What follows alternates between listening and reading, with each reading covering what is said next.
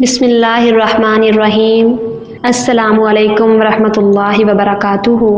اقرا Islamic stories میں آپ کو خوش آمدید کہتی ہوں۔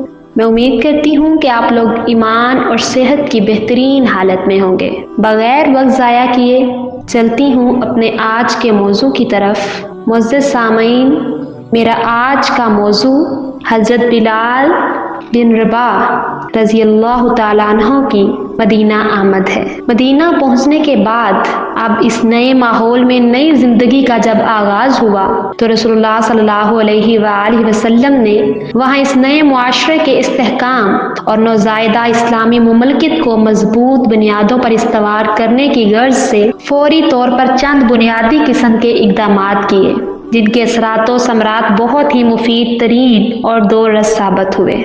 انہیں فوری اور بنیادی قسم کے اقدامات میں سے ایک اقدام یہ تھا کہ مسجد نبوی کی تعمیر کا مقدس ترین کام انجام دیا گیا، جس میں عام مسلمانوں کے شانہ بشانہ خود آپ صلی اللہ علیہ وآلہ وسلم محنت و مشقت فرماتے رہے اور لکڑی، پتھر، مٹی وغیرہ سامان تعمیر اپنے کندھوں پر ڈھوتے رہے۔ جب مسجد کی تعمیر مکمل ہو چکی تو اب اس میں نماز با جماعت کی ادائیگی کا مرحلہ آیا، تاکہ اللہ کے حکم کی تعمیل کے ساتھ ساتھ اسلامی معاشرے میں باہمی اخوت و محبت، مساوات، تعارف، ایک دوسرے کے لیے جذبہ خیر سگالی، خیر خواہی، ہمدردی اور ایک دوسرے کی خبر گیری کے مبارک جذبات مزید مستحکم ہوں، آپس میں قربتیں اور محبتیں پروان چڑھیں اور نفرتوں کا اور دور کا خاتمہ ہو۔ اب اس موقع پر سوال یہ اٹھا کہ ہر نماز با جماعت کے وقت سب کو مطلع کیسے کیا جائے؟ نماز کا وقت ہو چکا ہے، لہٰذا سب لوگ مسجد پہنچ جائیں۔ ظاہر ہے کہ اس زمانے میں گھڑی تو تھی نہیں، نہ ہی کوئی اور ایسا وسیلہ یا ذریعہ تھا۔ آخر جب اس مقصد کے لیے اذان کی مشروعیت ہوئی، تب یہ سوال درپیش آیا کہ ہر روز پابندی کے ساتھ 5 بار مسجد نبوی میں اذان دینے کا یہ فریضہ کون انجام دے گا؟ تب رسول اللہ صلی اللہ علیہ وآلہ وسلم کی نظر انتخاب حضرت بلال بن رباح رضی اللہ تعالیٰ عنہ پر پڑی۔ ابتدائی اسلام سے ہی عہد عہد کا وہ نغمہ جاوداں گنگناتے چلے آ رہے تھے، اسی کو انہوں نے شب و روز اپنا ورد بنا رکھا تھا۔ لہٰذا اب رسول اللہ صلی اللہ علیہ وآلہ وسلم نے اذان کے لیے بھی انہی کو منتخب فرمایا، تاکہ شب و روز اور صبح و شام اللہ ذوالجلال والاکرام کی تکبیر و تحلیل کا مقدس ترین فریضہ بھی یہی انجام دے۔ اور یوں سال ہر سال تک حضرت بلال بن رباح کی انتہائی مؤثر اور دل نشین آواز میں یہ اذان مدینہ کی فضاؤں میں گونجتی رہی اور اہل ایمان کے دلوں کو گرماتی رہی، اور یوں خود رسول اللہ صلی اللہ علیہ وآلہ وسلم کی طرف سے مبارک انتخاب کے نتیجے میں حضرت بلال رضی اللہ تعالیٰ عنہ تاریخ اسلام میں اولین مؤذن مقرر ہوئے، جو کہ یقیناً بہت بڑا شرف اور اعزاز تھا۔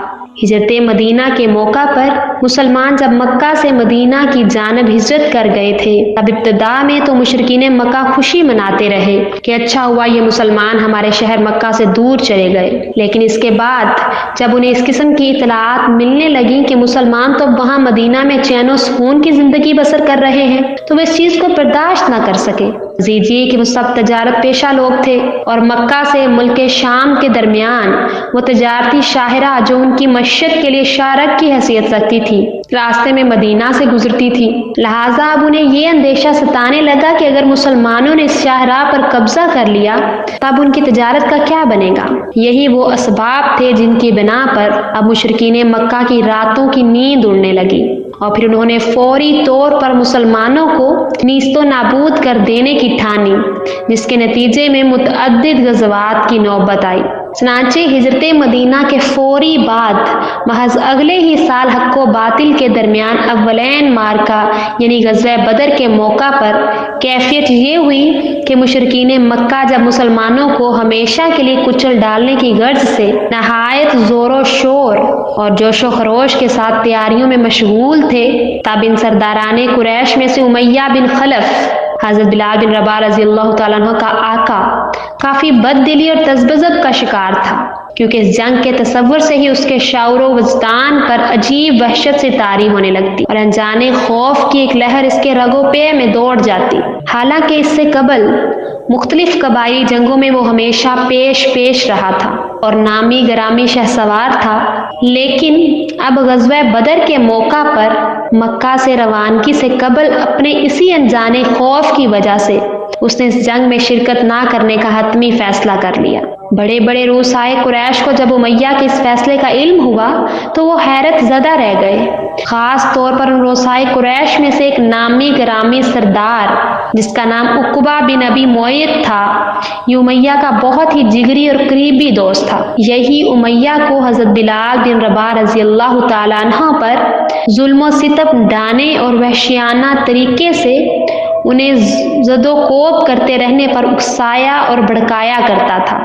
इस सरदार को जब ये इल्म हुआ कि उमैया ने मुसलमानों के खिलाफ इस अव्वलैन जंग में शिरकत ना करने का फैसला कर लिया है, तब इससे रहा न गया और उमैया के साथ इस सिलसिले में गुफ्तगू की गर्ज से चल पड़ा। उमैया इस वक्त बड़े बड़े सरदाराने कुरैश के जरमट में बैठा हुआ था, महफिल अरूज पर थी। तब इसके दोस्त उक़बा ने वहां पहुंचते ही इन तमाम मुअज़्ज़िज़ सरदाराने कुरैश की मौजूदगी में उसे बुज़दली और गद्दारी का ताना दिया।